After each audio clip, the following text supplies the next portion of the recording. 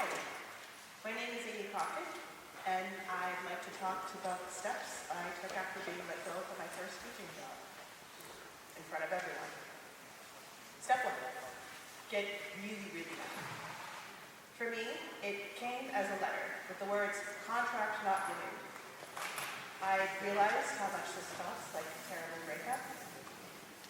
This wasn't a choice I'd made, and it was never part of my plan, especially because I'd given up my whole life in the United States just to be a teacher in Japan. That anger I felt was really overwhelming. Step 2, vent to your coworker. I reveled in how, after studying for all those years, I'm not only going to lose my first job ever, but my first teaching job. I realized just how much I've missed the friends I've made, the students I've met, and the little life I've started to build for myself.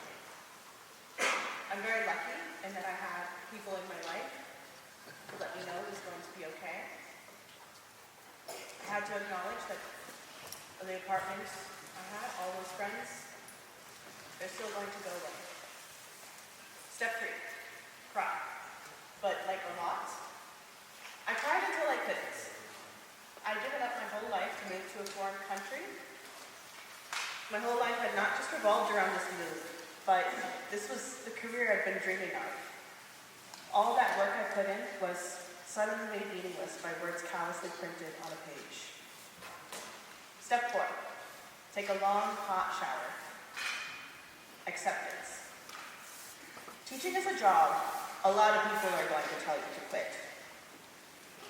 I spent a lot of time thinking about how easy it would be to just give up this teaching career. Accept that failure, go back to the United States, find some job working in an office or something. Step 5, give up, but just a little bit? No, really, this is essential. Sometimes when I speak to students about failure, what I really want to say is, even as an adult, it still happens and it still really kind of sucks. It took years of study and work to get to that exact moment of time.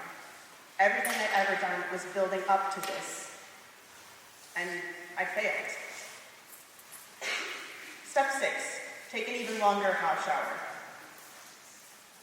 I realized that giving up like that wasn't the answer. I could do it, but would I really be okay with that?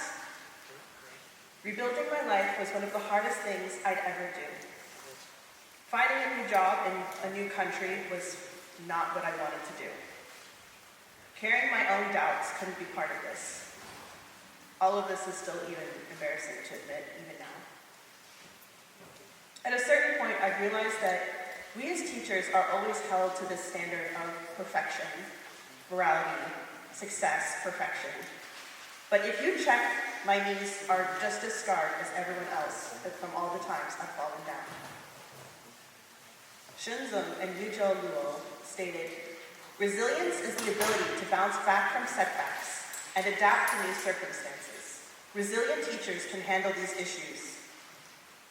Teaching to me is a profession that relies on being able to try, very publicly, fail, try again the next day. Again and again, we try a new lesson plan, a new classroom management technique, and sometimes it works, but sometimes it just doesn't. But we never give up entirely. This was the first time I was faced with this need to show resilience in my career. I couldn't just say I was a teacher anymore. I had to be a teacher.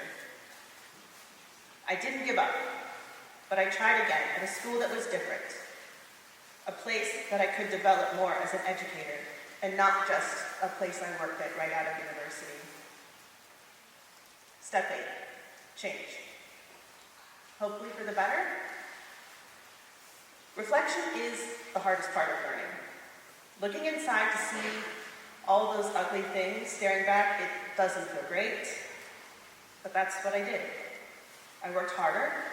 I built more relationships with students. I read more about assessments and English language learners. I reflected every day about what went wrong, about what to improve. I became a community member and supported others around me. I tried even more and failed even more in class, but each time I got a little bit better. Step 9, refresh. So I did better. I found colleagues who led me and inspired me, people in my life to pick me up. I am lucky that I did carry on to find a better place. I found a reality of teaching that isn't perfect, but also doesn't suck so much. I was no longer this sparkling new first-year teacher who was overzealous.